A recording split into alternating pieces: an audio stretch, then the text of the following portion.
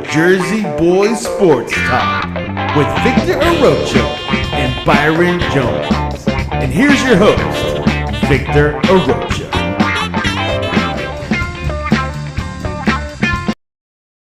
Hello, this is not Victor Arocho. This is Santiago Leon. I am being in for Victor. He is on assignment tonight. Welcome to the Jersey Boys Sports Talk, live from Miami and Fort Lauderdale area. September 1st, the Jersey Boys is presented to you by the Sportscast. If you haven't yet, please subscribe in all our channels, YouTube, Twitch, Twitter, and Apple Podcast. You can also listen to us on your smart speaker. If you're listening on Apple Podcasts, please leave a rating and a review. It will help us out tremendously. You can subscribe to the Jersey Boys Sports Talk on your favorite podcast directory, Spotify, Apple, Stitcher, you name it. Also visit our website, thesportscast.net, and the Sportscast1 on Twitter. And please get our app. We shoot out notifications like OJ Howard coming to the Texans, Houston. Anyways, we got our weekly host, never misses a beat, even on vacation, Mr. Jones. Welcome back. Welcome back. Evening. How you doing? Everything's all good in the hood. And we got Alan West joining us a bit. Welcome to the your first appearance to the Jersey Boys Sports Talk. Indeed. Good evening. And tonight is the start of college football. So week 0 was last week, but depends who you ask. But everyone thinks it's tonight that begins it all. I say last week. It really depends. But anyways, Byron, how was your weekend? Your week? Oh, it's been lovely. It's not been hot. I'm not cooking my brains out around here. We had a thunderstorm. It was floating down the street. It's been so dry around here. But, all good. Get ready for Labor Day weekend. Alan West, how you been? Ready for the holiday weekend? Absolutely that. And looking forward to Saturday's game, Ohio State versus Notre Dame. It's going to be a good one. Which you think Ohio State will make it? Oh, yeah. I think they're going to pull it off and should be the start of a record-breaking year, and we'll see what happens all together. And for you, Byron, what do you think about Tulsa this year? What are their chances? As far as doing what? Let's see. When I played there, we went 10-1, didn't go to a bowl game. I'm pretty sure it's going to continue on, but now since they got 9 bowl game, I'm sure they'll get in the title, the don't go home bowl or something crazy. But I'm gonna get to see them play up here though in October. They're playing Temple in Nice. Best time to go. Anyways, this past week we had a lot of roster cuts, all 32 teams. Couple surprises. Some players got cut. Some players got signed like the day of or like the very next day. Byron, what were your thoughts over roster cut day?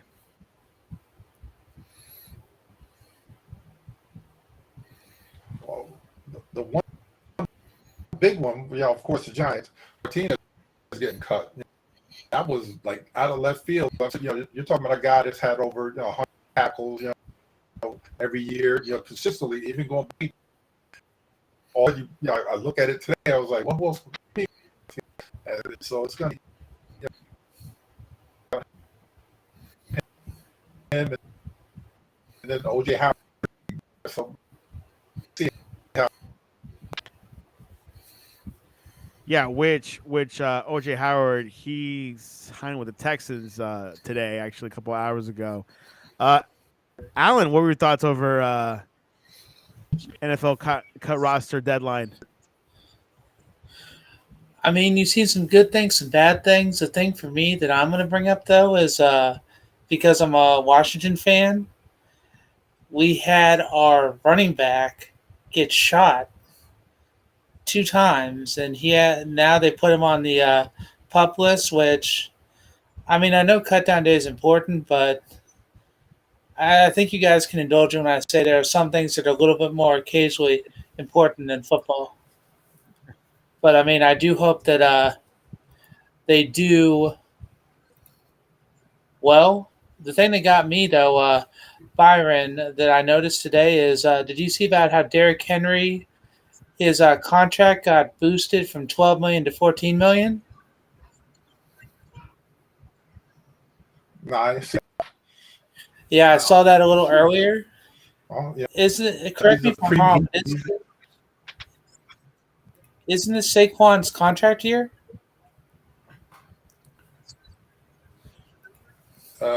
Yeah, either he put up or he's done. So I'm wondering Yeah, how much this is going to affect him. We'll see how he plays. And join us Now the way a little bit late. with contracts with running backs. Go ahead, Byron. Finish that thought. Well, now with the way contracts are set up, as far as running back, running backs are not really valuable. You figure Todd Gurley was the last one that got a great big fat contract, like that, and now, so I'm pretty sure Saquon might not be with the Giants after this year. And join us, Andre Gisbert. A couple of months hiatus. Welcome back to the Jersey Boys Sports Talk. How you guys doing? I hope I got the settings right on this thing. You look fine and you sound fine. Oh, thank you. How you guys doing? I got out of jail. Good or bad? Yeah. Truth be told, for those who are worried about me, no, I'm on the staff with Youngstown State University. Oh wow! And sports information directors technically want to be in total control of any and all media. But when I made it clear, and I am making it clear right now, we are not to talk about Youngstown State football. We could talk about anybody that is not on our schedule. Not a problem. Youngstown played Liberty back in the day, right, Alan? Yes, that and Tressel came from there as well. Yes. And that's all we're talking He's about. actually our school president. Yes, he is. I believe he's retiring after this year, if memory serves. His final day as official president will be when he dots the I of the Ohio script at the Horseshoe when YSU plays Ohio State. That's going to be his official retirement moment. They're going to do it that ceremoniously, and why not? I mean, the man took both schools to national championships, to national semifinals. How many Big Ten championships did he take them to? But not just that, what he has done for the state of Ohio and what he has done in fundraising for these universities, even though he is no longer attached to Ohio State, he still helps fundraise for them. And what he has done for Youngstown State to take them to the next level academically, facilities-wise, and preparing the plan for success as a university as a whole, not just as an athletic department. It's funny, you'll talk to, when I talked to him on Tuesday, I asked him how things are going, and he goes, I am proud to announce we have over 600 international students. Nice. He doesn't care about athletic accolades right now. He cares about how awesome the university is doing. But yeah, he's an all around genuinely good dude, and I am blessed to be working for a man like that. I actually bought his book, The Winner's Manual, and one of the best books I've ever read. Yes, sir. Well, but like I said, that was my disclaimer. I cannot talk about anyone on my schedule. I cannot talk about anyone on my conference, and I cannot talk about my team. Fair enough. No problem. Youngstown is not in our radar, Yeah. to be honest. It took the SID a couple of episodes to understand that we are definitely not talking about college football. Which starts tonight. Yes, it started last Saturday, There you go, Alan. I told you. week 0. True, but the main games where people are starting to actually Watch. focus on the big games that start this week. But yeah, I mean, week 0, it at least got it going, but the first games weren't as impactful, shall we say. Yeah, it's going to be one of those. It's going to be a very interesting landscape, especially with all this conference realignment and mumblings amongst the D1s conferences, and really, it's really funny. Like there are rumblings on, and to be honest with you, and I'll just and this is just Andre Gisbert's opinion, not any official opinion of any university or coach or anything. I think D1 FBS football is a privilege. And some schools have turned it into a money-making cash cow with no reinvestment into that cow. That's all I'll say. Your thoughts on that, Alan? That's true. For certain programs, yes. I mean, I've noticed that for college athletics, you'll notice that some universities, they will set up their athletic departments separate from the university so that they can make sure that they can have funding that not only will be with the school, but also separate so they can use it to put back into the school if they choose. Not every school does that. Presidents don't want that. Exactly. Presidents want all the power with that money, and they forget to reinvest in their programs. I mean, I'm not going to name any schools because I worked for a couple of them, but there should be prerequisites to keep an FBS football program.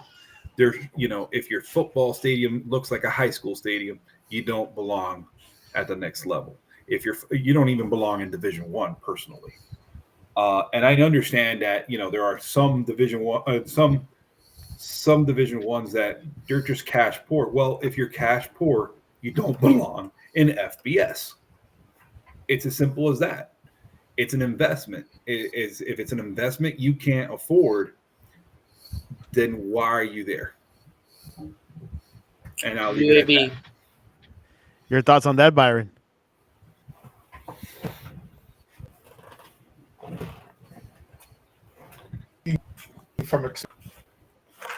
I know, because our stadium in Tulsa, we have, seats 8 is still the same size that back 30 years ago. And when they had like the Oklahoma Outlaws, one of the things that they wanted to know was did we always sell out the stadium, and for somehow, some way that the unity fudged the numbers as far as the enrollment, not the enrollment, but as far as actually showed up to the game. The only time we sold out at the stadium is when we played on the state at Tulsa, or we never played or Oklahoma, one of those teams. That's the only time we ever sold out. For the most part, we played in front of 57. And and Tulsa's enrollment is probably, I think it might still be the smallest, with all the big schools in the country. Well, there you have it. The moving around, the shifting around, the shuffling around of teams still happening, but a lot of it will take effect next year or 2 years from now. So looking forward to seeing new faces. I don't think we're done. I don't think we're done. Nope. What other teams do you think might shuffle, if you're allowed to talk about that? I honestly think, and there's enough rumblings about it, that there might be a move for the Power Fives to completely cut off the NCAA. And there's an argument to be made about that because they want to keep all the revenue and they're tired of the NCAA cutting in when in reality they manage nothing other than compliance. And now that it has turned, and I'll be honest with you, it is the wild, wild west still ever since they turned they have turned the name, image, and likeness issues into truly the wild, wild west. I mean, it's really what boosters per se or funding your school can find to help pay for these athletes. I mean, Santiago, you live down the street from, you live 20 miles away from a particular university? University of Miami. That's correct. I can't say that they has a billionaire who has invested millions upon millions of dollars on just the players' name, image, and likeness in all sports, not just the revenue sports. At our university, I could say this because it's public knowledge, we have a restaurant that sponsored the two deep of the offensive line. Another restaurant, and I say sponsor, I'm sorry, they have paid for the NILs for the offensive line, and and another restaurant paid for the NILs of the defensive line. We are getting to a very, very slippery slope. And to be honest with you, the cat's out of the bag because they should have taken care of this years ago, and now it's too late. It is absolutely too late. And there are Division I programs out there that are Division I in name only. That there's two conferences, and I cannot mention their name for obvious reasons, that they are non-scholarship D1 football conferences. There's no reason for them to be considered D1. There are 8 Division I FCS conferences that are not fully funded football conferences. They have no business being the privilege of Division I. There are 3 teams that I can point out right away that if we started really scrutinizing their home attendance, they don't qualify for FBS. And it's one of those things that at what point are you just FBS in name only? When some of these schools, and one of them is in Florida, they're charging the students over $1,100 a semester for the athletic fee, and that's what helps fund athletics. If your sports can't hold their own standing, they have no business being Division I. Wow. Sorry, very good. I didn't mean to hijack. No, this is good stuff. No, this is good stuff. Good knowledge about college football, the state of college football. Alan, you want to add anything to that before we head into the Giants roster cuts? Yeah, real quick, 2 things to add. Number one, Ohio State's quarterback C.J. Stroud, he actually just, I believe today, was talking with his NIL sponsor, and they've made sure that every person at Ohio State is going to get a suit to wear for when they're going to the games on game days now. And the other thing I saw that was interesting, do you remember how they were talking about for college football, the playoff, they weren't going to expand it? Funny now story. They have no choice. Yeah. Well, they just announced that I believe they're going to vote on Friday for a 12-team playoff, I think, starting in 2024, because the NCAA, I know that Mark Emmert, the head of it, he's about to retire. And, I mean, the NCAA hasn't been able to control anything. Basically, it just seems like since Miles Brand died, because after that, it just looked like it's kind of just become a circus, and now it's between the different lawsuits for the names and likenesses in basketball and football, they haven't been able to control it. there's no way to control it. I mean, they tried to harness it a year ago. A kid took them to court. They immediately ceased and desist trying to harness it because they don't want to lose any more control the little control that they have now. Correct. I mean, you just talked about C.J. Stroud. C.J. Stroud, it is common knowledge that he is driving around in a $326,000 Bentley Boyega. Mm-hmm. Think about that, guys. Brought to you by Sarshone Auto Gallery. Nice. Yeah. I mean, we know a particular president of a particular university had to resign because his quarterback was driving around in a 350Z back in the day. Mm-hmm. And his players were bartering their jewelry to lower tier bowl games for tattoos. Yep. But and to pay for groceries. Mm-hmm. But now we have 20 years later, we got quarterbacks driving $300,000 cars. Yeah, but when they destroyed the SMU program, when they gave the death penalty for basically the same thing. Mm-hmm. Mm-hmm. Byron, you're absolutely right. Mm-hmm. I'm just using because I don't know our demographic. I imagine that some of our demographic cannot remember that, but you and I are old enough to remember. Oh, and Alan is definitely old enough to remember that. I don't know if Santiago remembers that. Poor Eric Dickerson and that beautiful gold Pontiac. To be honest, I was born in '84, but I have gone back and I've watched 30 for 30, and I have been a student of college football for many years, so I know exactly what you're talking about. There you have it. Well, the Look, NIL. I lived through it. I was at. Was it a Thunderbird or was it a Pontiac? TCU had that big program. Yeah, TCU. Oh yeah, the whole swag. It was the whole swag. Mm-hmm. Yep. T2. That was another school. Oh man, let me tell you about TCU. They are they are something else back in the day. But enough about college football. Remember the running back with the Buffalo Bills? Oh yeah, Coleman Thomas. Something I can't think of. He played for the Buffalo Bills. No, he played with Thomas. He was the backup running back. He was pretty good, and he came from TCU.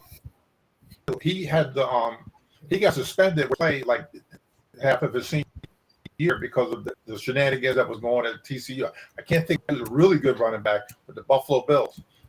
The same time, the one I remember very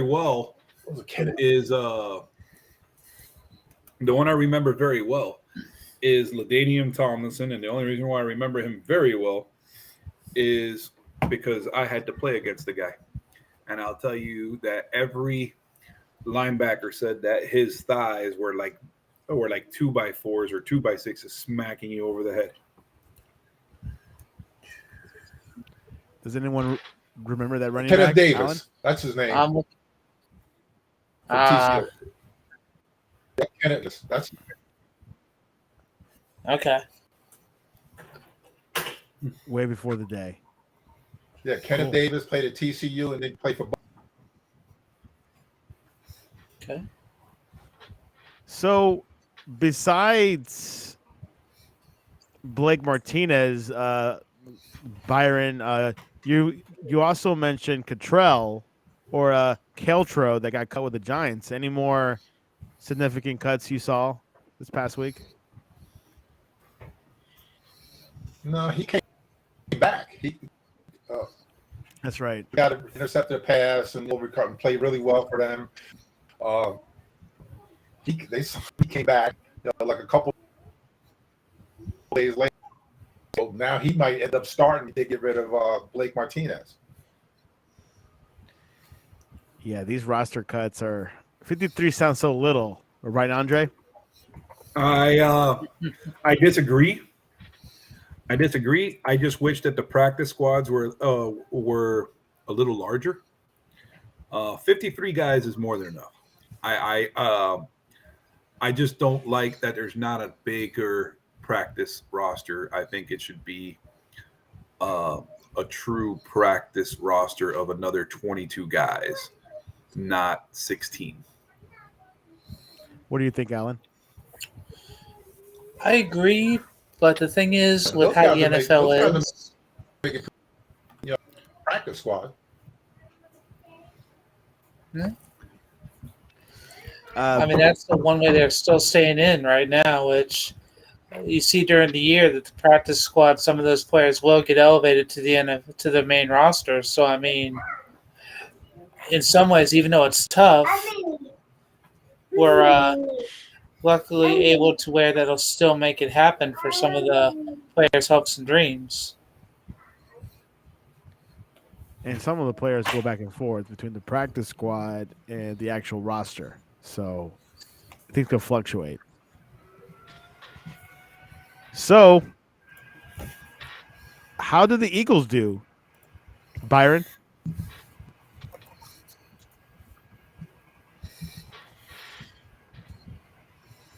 Well, around here, they're talking about the fact that Jordan Davis, they're the greatest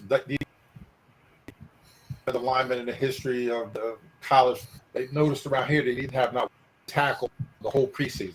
The whole preseason, you could fall on a tackle. Big thing they were talking around here, and the fact that they got the corner, either the safety from the New Orleans Saints, so that pretty much around here, that put them over the top. So they're now because they have a complete team. Your thoughts, Alan? I want to see how Jalen Hurts does for you guys, because if he doesn't do well, it could be a very long year, with all due respect. Andre? What are you talking about, man? They got Gardner Minshew, baby. That's right. Trust the stash. I mean, he is a super sub, but still, he's like how Bully Bullock was for the Titans. No, I honestly want to know when in the world is Zach McPherson going to play an entire season. That is a man who has stolen more paychecks than a whole lot of other DBs in the NFL, man. It seems like he don't finish a season ever.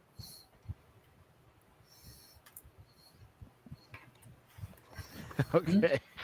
Well, Andre, what do you think? How will the NFC East, what is your prediction? Who will finish first, second, third, and fourth? Well, it's really wide open. Mostly because you got the Cowgirls. Not a Cowboys fan. Which, never have been. Sorry. I respect the star, but not a fan. The moment Jerry got rid of Jimmy Johnson, not a fan. You got the Cowgirls, which they'll have a decent showing, but I don't know if they'll have a 10-win season to get them over the edge. The Commanders, man, that their defense is usually what gets them, what keeps them in those games. Mm-hmm. That offense is suspect, though. The Eagles, a lot of question marks, and they have a pretty good schedule that plays to their favor. But we don't know. I mean, we don't know if Jalen Hurts is finally going to be the stud quarterback that we've all been waiting for. And then let's face reality. The New York Football Giants, they are a team of constant transition.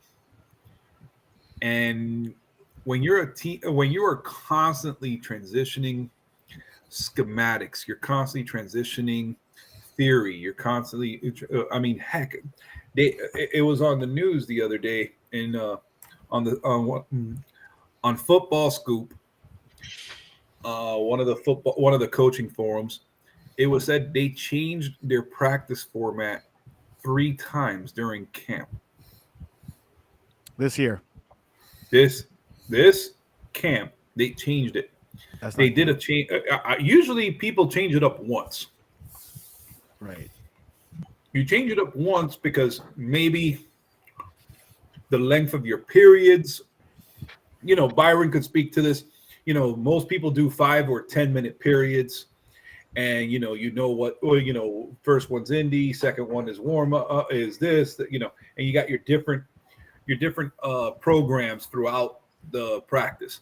But when they changed it up from 5-minute periods to 15-minute periods back to 10-minute periods, I don't know if he's playing towards keeping them uneasy or they just felt they needed to make a bunch of changes just because it wasn't working. I don't know. No, we've got no answer on that from a coach's standpoint, but it's very interesting. Brian Dabble. Byron, your thoughts on that?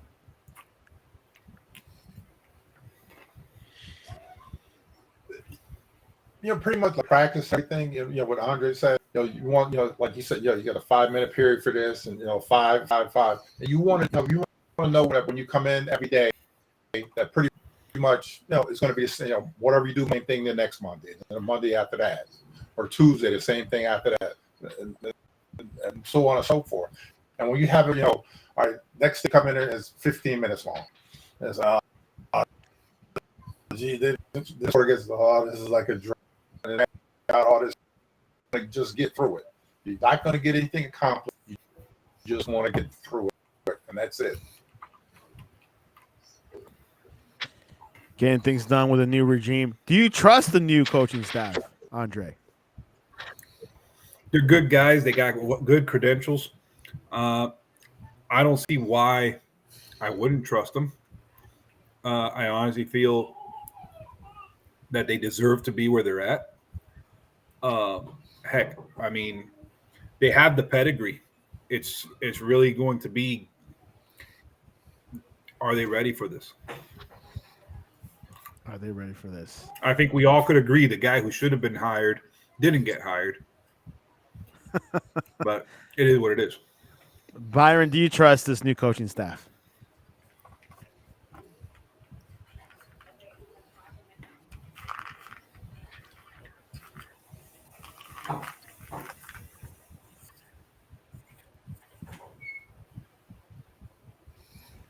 You might be in a 10-second delay. Maybe 20. It's getting longer.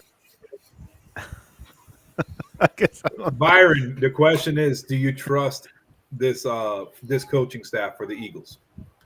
No, for the Giants. Sorry, for the Giants. For the Giants? Yes. Yes. Of course, I'm a true blue Giant guy. Yes, I trust them. All right. So let's shift towards the Commanders. The running back Ryan Robinson Jr. got into a scuffle in D.C. I got shot. Got released from the hospital, I think, the day after. Mm-hmm. Alan, what's the latest on that? And do you think he'll be playing by week 1? No, we can't because by NFL rules, he was put on the PUP list because they're not going to let him play. The thing that was, I don't want to say lucky, but the thing that was, I guess, beneficial was when he was shot in his knee. No major ligaments or anything was hit, which that was huge. I mean, it was more important he was just okay to begin with, but then when they were talking about that, and then he went to whatever the facility is now called, he went there that next day, and the Ron Rivera, they've had a video of him coming up to see him and a few of the coaches coming up to see him as well, just because it was good to see him back there. The question's going to be how they're going to incorporate him after, I think he has to sit out 4 games. 4 games, that's correct. I'm just reading the story right now. Yeah. Oh, 6 now? 4 games. That's 4. I thought it was 6 for health reasons. Okay, I heard at least 4. So I think part of it was how the NFL was trying to change it as well.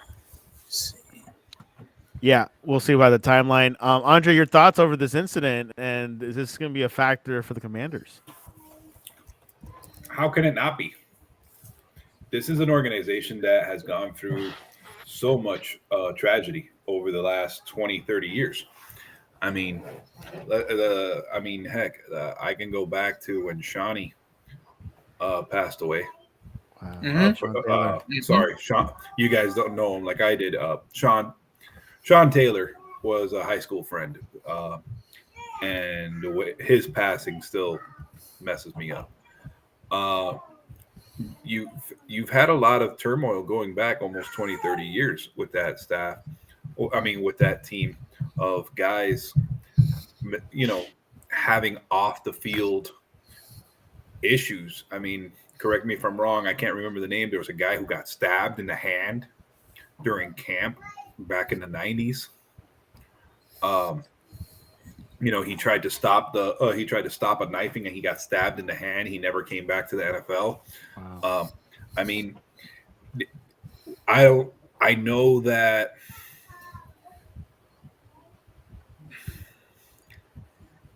I honestly think Teddy Bridgewater said it best. Some guys forget they're not hood. They went to school. They got into a school of higher education. You are not thugs. Stop this glorification of thuggery. That's not what this is about. This particular case was a carjacking gone bad. But, DC is not a safe place. And that part of Virginia is not a safe place. I think it's called Mayfield, Virginia, or something like that. I mean, it's a very high crime rate, and it's just Hayfield. Sorry, Mayfield. Is that what it's called? I think it's Hayfield. Oh, okay, sure Hayfield. Sorry, rough area. I know as someone who has been there, and it's scary. It's scary.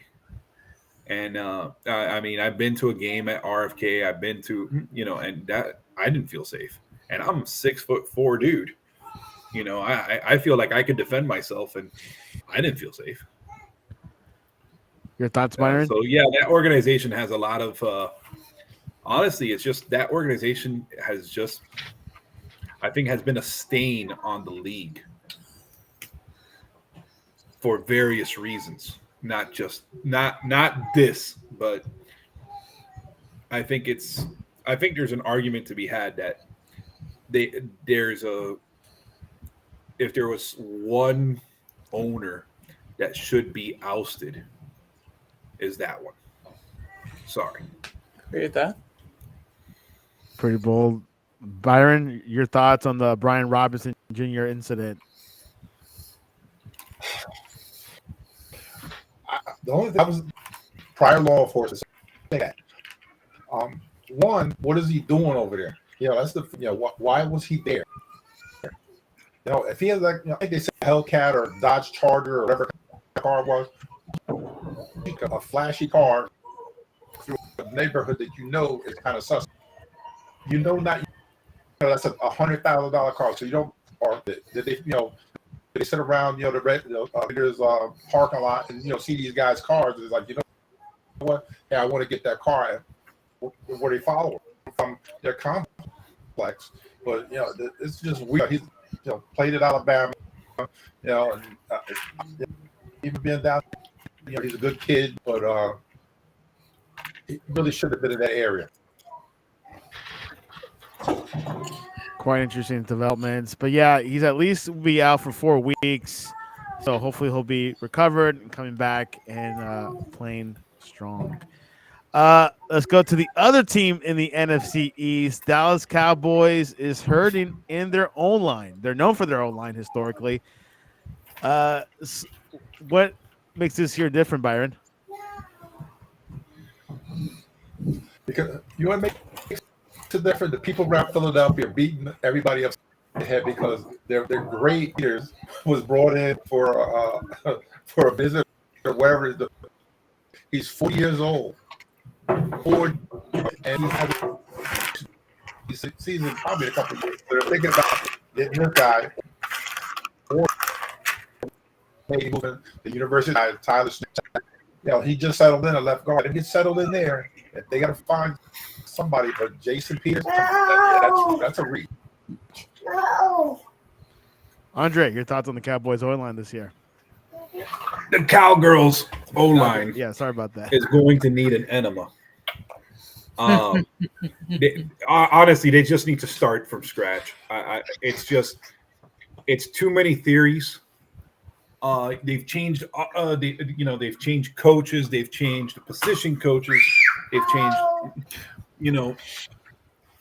They need to decide whether or not they're a dual threat offense, a pro offense, or a drop back offense. I mean, like seriously, if you want an evolving offense, then you have to get evolving offensive linemen.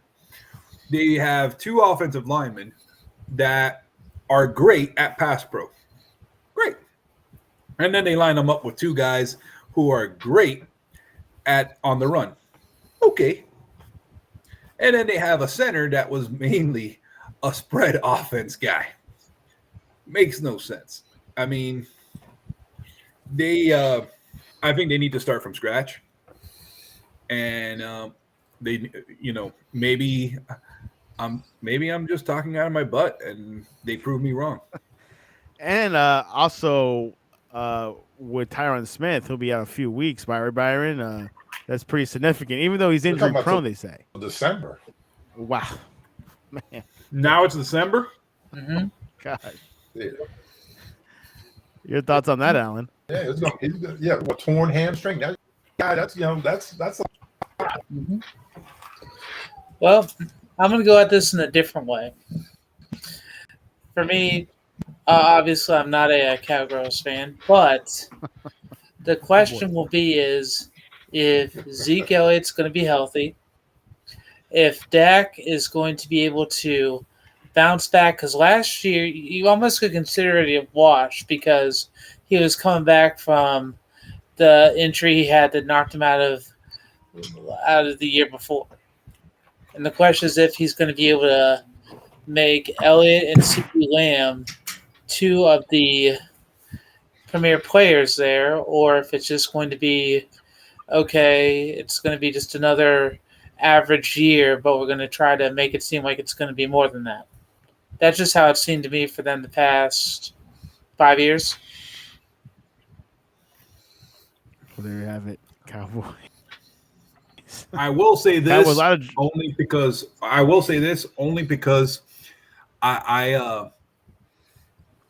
really do think that if they can keep Dak from the ground, from falling on the ground, it's really going to fall on that offensive line, and that offensive line is just so suspect right now. I think I'm looking at their cut right, their 53-man roster list on their offensive line. They kept Tyron Smith, but he's hurt. They kept Tyler Smith, but he let he just should have been out there with a red towel. They kept Bayadez, that's fine. They kept Martin, that's great. They kept Steele, solid, but they kept McGovern. They kept Ball.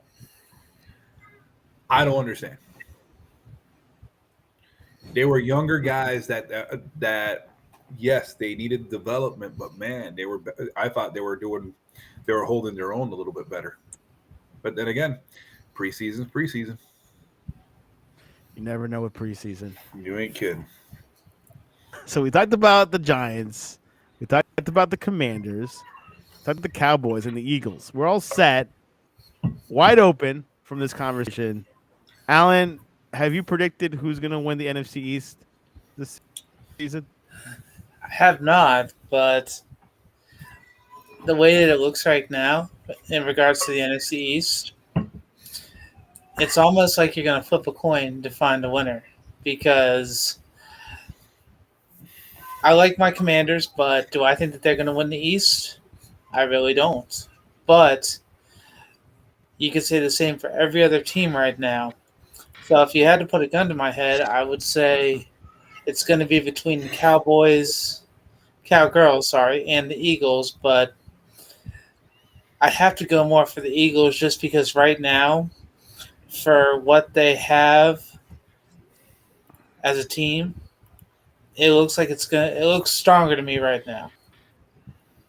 I hate to say that, but that's just how it looks to me. I still say the Cowboys. I think the Cowboys definitely are going to pull it out. At least 10 wins, right, Byron?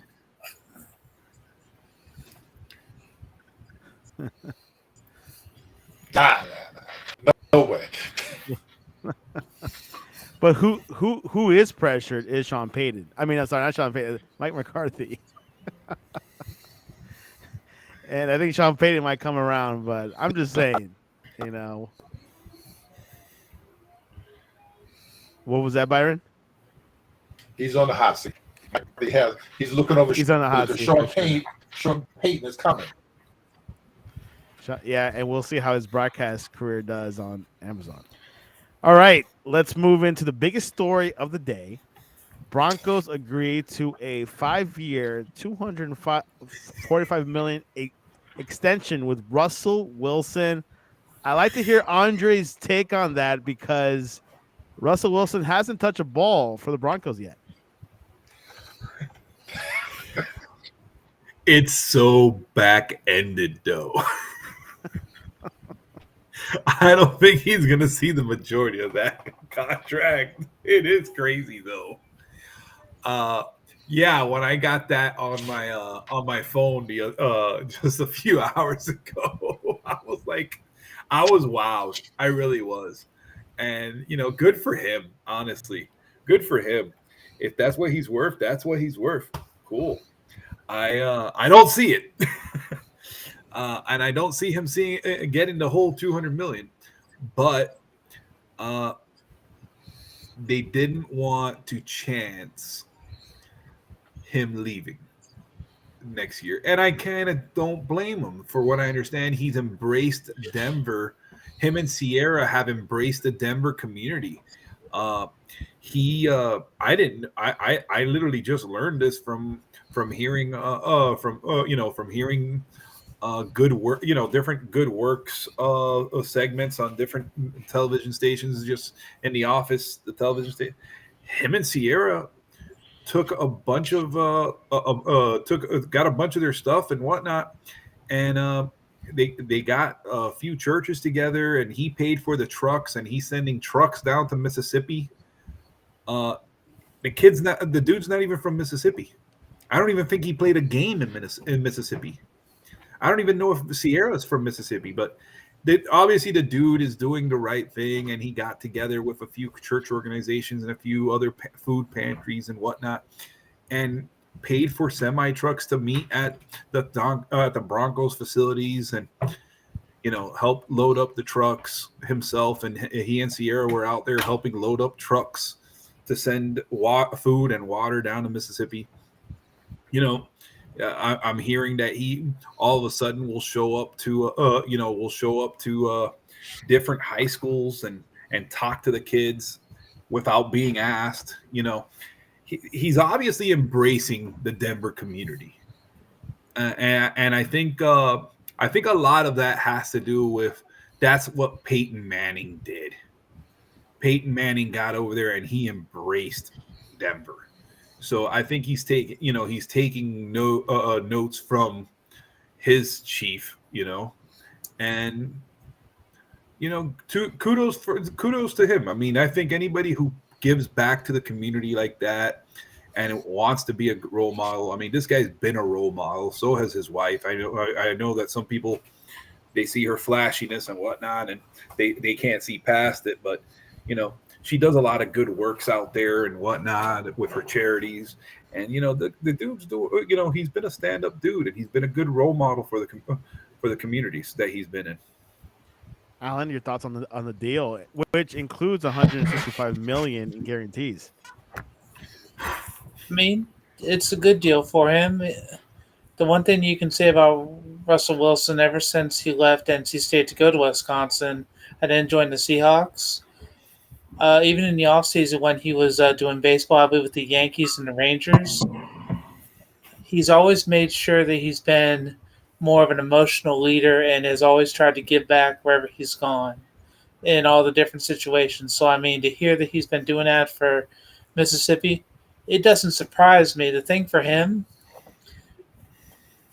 I'm wondering if part of this also is he, besides making an impact in the community, I think he's also trying to set up his career not only for staying there, but just setting up for what could happen afterwards for commentary as well.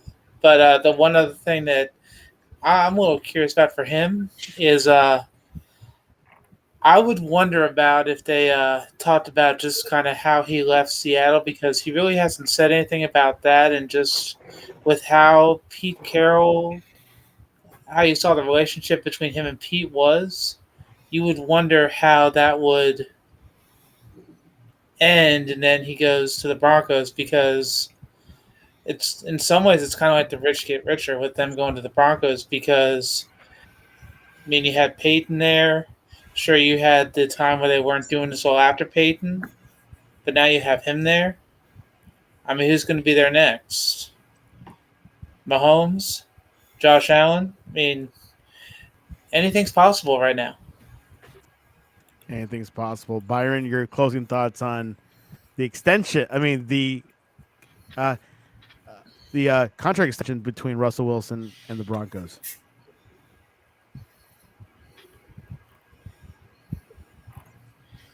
Well, he's definitely raised the level of the money these quarterbacks are going to start, all because you figure Lamar Jackson hasn't got paid. You got these other young guns coming up, Justin Herbert and Joe Burrows and all these guys coming up. If you're paying these guys $40-50 million, what are those young guns that are coming up? What are they going to get? Just the Herberts and the Burrows and all the young guys behind. I'll make as much money as you can, but they're setting the maybe paying the quarterback $50 million a year. Which leads to the question of Lamar Jackson, which I've been hearing the Ravens are in negotiation with them. Will Lamar Jackson get that type of contract? His and of course Kyler Murray. Andre. I think Deshaun Watson set the standard. And think about it, the man's not playing for 10 games. But Deshaun Watson set the standard set the table, and everybody's got to beat that table. Because if I'm an agent representing him, I would say, hey, you got a guy who didn't even play the first 10 games of his contract. And, oh my goodness, I'm sorry. What can I say? The cabinets look amazing.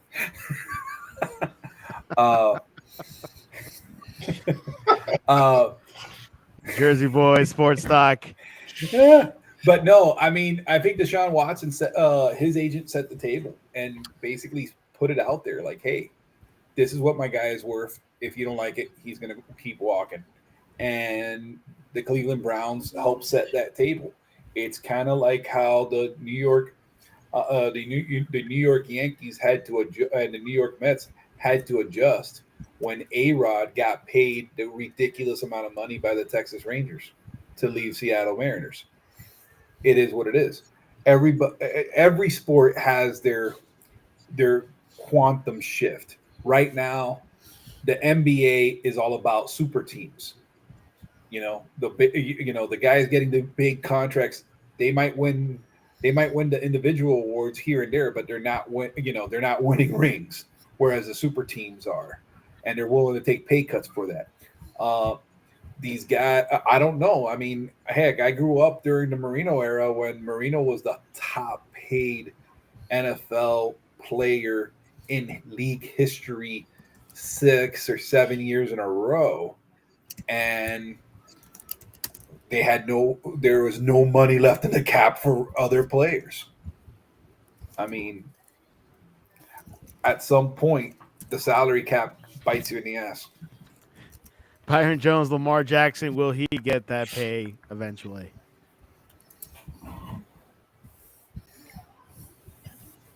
I hope so, because I think he's representing himself. Have an agent, so he should get paid. Yeah. These This other could be a guys problem. again. He's an MVP.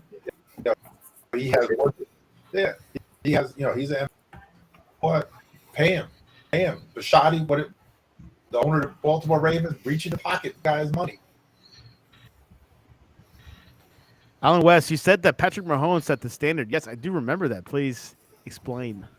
2 years ago, we signed a 10-year contract, $1 million. The only difference right now is they restructure the contract, and instead of making it during per year, he's making that money. What they do is, I believe they move it to a signing bonus instead, kind of like how Tom Brady's been doing it for, I want to say, at least 6 or 7 years when he was with the Patriots, so that way, instead of the money that he would have gotten during the year that would have hit against the salary cap, it would go into a bonus so that the team would be able to have release so they could sign other players that they would need. There you have it. Mahomes setting the standard. Deshaun Watson. And He did get to make more money. Watson did make more money, yes, but Mahomes, he's got the bar rolling for that, but he just was willing to be more of a team-first player, as evidenced by the AFC Championship game and the Super Bowl, to go into the appearances for both of those. Quite impeccable. Let's go to the other side. A quarterback that took a pay cut, had to restructure. Jimmy Garoppolo staying with the 49ers. Alan West, your thoughts on that? Well, I was surprised only because I thought that Trey Lance was going to be able to be the incumbent starter there. Are you trying to say I something? really thought, huh? Are you thinking what I'm thinking? Possibly.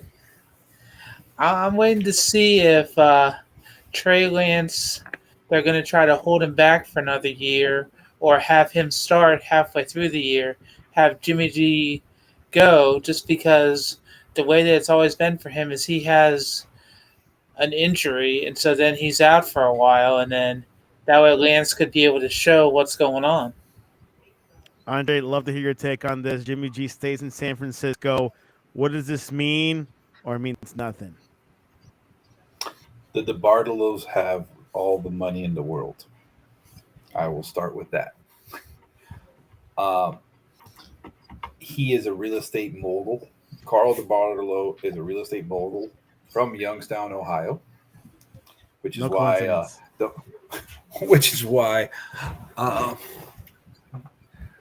a particular team in California practices at YSU every year when they play an East Coast game. At least twice a year they do that for a week. And I could tell you that the man is a very patient man. And maybe, just maybe, the GM came with an idea of, hey, let's get this kid as ready as possible. Instead of hurrying him up, let's just get him ready for when it's time to start going ahead and throwing him in the fire. Jimmy has all the right to prove himself still the starter this year. He has done nothing to prove anyone otherwise. And the kid's a good kid. I mean, Trey Lance is a great kid. And from what I can gather from many people who have had many interactions with him, he's taking he's taking his notes. He's taking he's taking his mental notes. He's taking his reps. He practices like if he's going to be the starter still. That all is attributes to a guy that is really working towards bettering himself and bettering his situation. So with all that being said, why not let the guy turn into the guy slowly but surely instead of throwing him out there? I mean, why would you want to mess the chemistry up from last year to this year? Give me a Byron reason why. Jones. Give us a reason why Jimmy G should stay or not stay.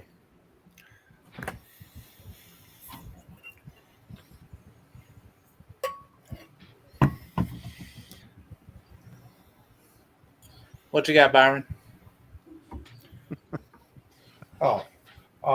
This is the for the second delay. I think, they cut salary down, Jimmy G. The 49ers did give away the farm, a lot of draft picks, a lot of draft capital to move up to get Trey Lance. Then the other thing is, now you got Jimmy G is there with a manageable, salary, and now you don't know it's all bad, and he's looking over his shoulder, and Jimmy G is standing there. So is that going to really mess with this guy?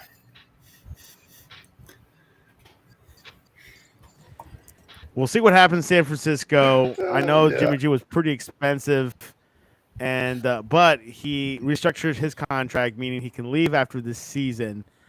Still tradable though. So we'll see what happens in the next couple of months with Trey Lance, Jimmy G, who has led the Niners to a Super Bowl and beat the Packers in Green Bay and almost beat the Rams. I think they were off by a score or two. So definitely a good thing. Well, we're gonna wrap this up. Anything else before we wrap this show? I say let's have some bold predictions for the year. Why not?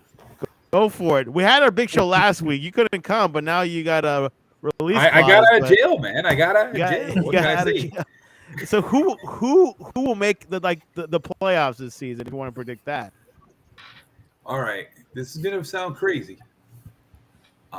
I honestly think the Dolphins are going to make the playoffs. They're not going to make it far into the playoffs, and I'm not a Dolphins lover. You guys who know me know I can't stand them, but I honestly feel that they just might make the playoffs because of the way how that conference sets up this year. They just might jump the Bills, putting it out there. I still say the Patriots are the team to, and I still say the Patriots are the team to beat in that division. In the AFC North, I'm literally, for those who don't know on this broadcast, I literally live evenly 1 hour and a half away from both stadiums, whether it's Heinz Field or Brown Stadium, First Energy Stadium. I honestly think the Steelers are not going to do very well this year.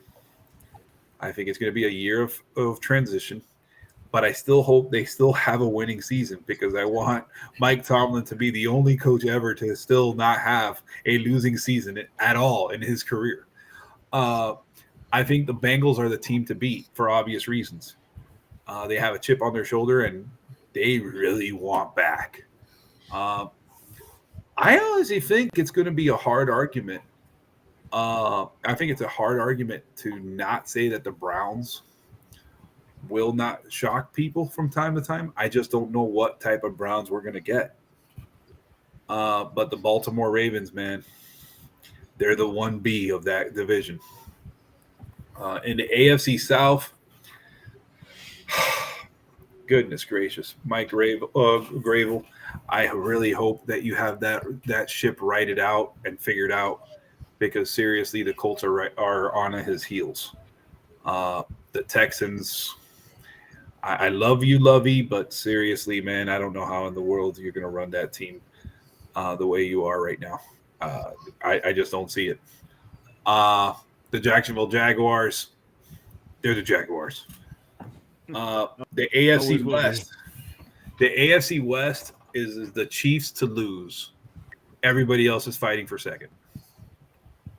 And that's just my honest opinion there. Even without Tyreek Hill. Yeah. when you have a quarterback who throws on the money like that and can stay out in the pocket, out of the pocket the way he does, why not? Yeah, that's my bold prediction there. I think it's theirs. I think everybody else is fighting for second place there. Anyone else want to give a bold prediction, or you gonna save it for next I'll give week? one since I'm not sure if when I'll jump back on. My one is the Colts will make the playoffs. I think Matt Ryan is going to lead them to a playoff appearance this year. There's a very good argument to be made there because that it's really between them and the Titans. I think he's going to be the piece that they need to be able to make the playoffs. And I'm not saying they're going to make it past wild card weekend, but they have a chance to, if they do make the playoffs, they would be one of the teams that you would always say would be like a dark horse in the playoffs. And Byron, your predictions for this NFL season. One name. Just they're going all the way. Los Angeles Chargers. Get on that damn bag, and I'm on it right now. And I think Allen's on that bandwagon as That's all well. I'm going to say. Chargers. Not because of pressure. Well, anyways, we're actually going to have a big show next Wednesday with a lot of people. Andre's invited as well, Alan as well, and anyone's invited. And of course, we'll predict the NFL season, which begins next week. And it should be pretty exciting. And when everyone's getting ready, and before we head out, Byron, give us the Gary Sinise speech. There we go. Freedom and security are precious gifts that we as Americans should never take for granted. We must do all we can to extend our hand in times of need to those who willingly sacrifice state to provide that freedom and security. We show gratitude for our nation's defenders. We can always do a little more. The Gary's Nation. Dig deep, everybody. There you go, Gary Sinise Show. Andre, what is the best way to reach you online if you're found online? At Dre Gisbert on Instagram. On Twitter and Instagram. Okay, just Instagram. Alan Just West. Instagram. I don't tweet. Alan, what is the best way to reach you online? Probably Instagram or Facebook because, like Andre, I don't tweet even though I've had an account for a long time. Alan.west.46 on Instagram and Facebook. And Byron Jones, I've heard you have a Facebook and a Twitter. That's not. I got Facebook. That's it. I don't mess with the Twitter, man. It's crazy people on Twitter, man. I can't do that. No doubt. Well, Byron RC Jones, look him up One on Twitter. on Twitter. There you go. And you can follow me on SLEON, Sleon, or on the Sportscast, thesportscast.net, or on Twitter, the Sportscast1. We'll be having a big show next week previewing the NFL season. And a week from now, Jersey Boys will be airing during the first game between the Bills at the Rams at SoFi Stadium. You can't beat that, right, Alan? Exactly. There you have it. Go Rams. Tune us for next week. And if you want to listen to the show again, subscribe to the podcast, Jersey Boys Sports Talk, and your favorite podcast directory. I am Santiago Leon in for Victor Rocho, who is on assignment. He'll be back soon. Guys, may you have a blessed night. Keep it cool. And let's go, Jersey and the Giants.